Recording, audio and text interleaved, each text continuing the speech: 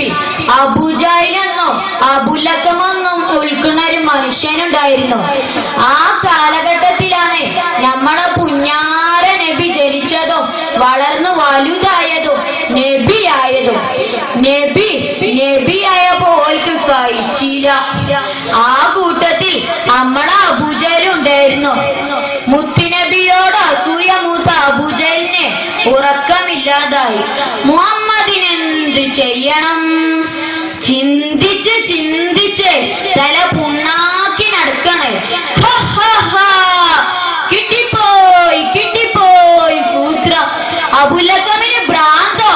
എല്ലാരും അത്ഭുതപ്പെട്ടു. അബൂജഹല് നേരെ പോയത് മുത്തായ നബി സാധാരണയായി നടന്നു വരുന്ന കുഴി കുഴിക്കാനാണ്. കുഴി കുഴിച്ച് കുഴിയുടെ മുകളിൽ ചുള്ളിക്കമ്പുകൾ വെച്ച് മണ്ണിട്ട് മൂടി. എന്നിട്ട് എന്റെ ചങ്ങായിമാരോടൊക്കെ പറഞ്ഞു, മുഹമ്മദ് വരുന്ന വഴിയില് ഞാനൊരു കുഴി കുഴിച്ചിട്ടുണ്ട്. ആ കുഴിയിൽ മുഹമ്മദ് അറിയാതെ വന്ന് അതിൽ വീഴും. അപ്പൊ എന്നെ രക്ഷിക്കണേ എന്ന് നിലവിളിക്കും. നിങ്ങൾ അതൊന്നും ചെവി കൊള്ളരുതിട്ടാ.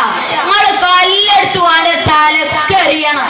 രക്ഷയില്ലാന്ന് കാണുമ്പോ ഓൻ എന്നെ ഉപദ്രവിക്കല്ലേ, ഞങ്ങളെ പ്രിയപ്പെട്ട അബുലഹബാണേ, അതൊക്കെ പറയും. നിങ്ങൾ ഓന്റെ തലക്ക് കല്ലെടുത്തെറിഞ്ഞാ മതി. ഇനി കേട്ടോളൂ, കഥയുടെ മർമ്മഭാഗം തുടങ്ങുകയാണ്.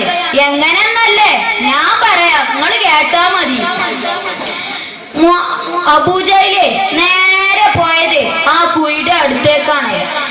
മുത്തുനബി കുയിൽ വീണ രംഗം ഇങ്ങനെ ഓർത്ത് നിൽക്കാണ്. കുഴിയുടെ അടുത്തെത്തിയത് അറിഞ്ഞില്ല. പെട്ടെന്ന് ഓടി വരണേ, രക്ഷിക്കണേ, എന്നെ രക്ഷിക്കണേ. ശബ്ദം കേട്ട ഭാഗത്തേക്ക് ജനങ്ങളെല്ലാം ഓടിക്കൂടി. അപ്പോഴും എന്നെ രക്ഷിക്കണേ എന്ന് കേൾക്കുന്നുണ്ടായിരുന്നു. പിന്നെ ആരും കാത്തുന്നില്ല. കല്ലെടുക്കലും എറിയലും കട്ടെടുക്കലും എറിയലും എന്നല്ല, കയ്യിൽ കിട്ടിയതുകൊണ്ടെല്ലാം എറിഞ്ഞവർ രക്ഷിക്കാണ്. അപ്പൊ നിലവിളി കൂടെയാണ്, ഉപദ്രവിക്കല്ലേ, ഞാൻ നിങ്ങളുടെ പ്രിയപ്പെട്ട അബുലഹബാണ്. അതൊക്കെ എറിയവനെ കൊല്ലവനെ ജനം ഇളകി മറിയാണ്. അതിനിടയിൽ ആ കാഴ്ച അവർ കണ്ടു. അങ്ങകലെ നിന്നു. ആ മന്ദം മെല്ലെ അതാ വരുന്നു. കസ്തൂരി മണം വീശി നിറപുഞ്ചിരിയുമായി മുത്തിന്റെ മുത്തായ അരിമപ്പൂവായ അല്ലമിനടുത്തെത്തി. നബിനെ കണ്ട മാറി എല്ലാരും പന്തം കണ്ട പെരിച്ചാന്റെ പോലെ അന്തം വിട്ട കുന്തം പോലെ ഇങ്ങനെ നിന്നോയി. പിന്നെന്തുണ്ടായതെന്നല്ലേ തിരക്കൂട്ടല്ലി, ഞാൻ പറഞ്ഞുതരാം. മുഹമ്മദ് കുയിൽ വീഴുമ്പോ കല്ലെടുത്തെറിഞ്ഞ് കൊല്ലാൻ പറഞ്ഞ മുഹമ്മദ് ഉണ്ടല്ലോ, ആ മാന്യ അദ്ദേഹം അവിടുത്തെ തൃക്കൈ കൊണ്ട് അബൂജഹലിനെ കര കയറ്റി കൊടുത്തു. നിങ്ങളാണെങ്കിൽ എന്ത് ചെയ്യും? ഇപ്പൊ നമ്മളെ നബിന്റെ സ്വഭാവത്തെ പറ്റി ക്ഷമയെ പറ്റി നിങ്ങൾക്ക് മനസ്സിലായില്ലേ?